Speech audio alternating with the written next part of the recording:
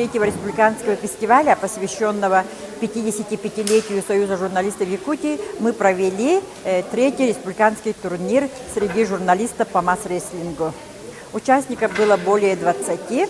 Они представляли все средства массовой информации. Единственно, из улусов участвовала только Намская улусная газета. Остальные все, конечно, из республиканских средств массовой информации. Обычно журналисты сами освещают, пишут, показывают, рассказывают о спорте, пропагандируют виды спорта, здоровый образ жизни. А в этот раз мы сами, журналисты, участвовали, пробовали свои силы в перетягивании палки. И, конечно, талантливый человек талантлив во всем.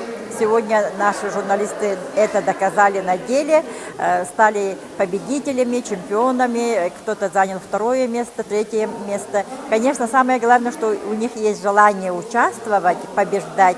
Если человек хочет побеждать в жизни, то это здорово. И это говорит о том, что человек, или вот в конкретном случае журналист, настроен позитивно, активен и действительно придерживается здорового образа жизни.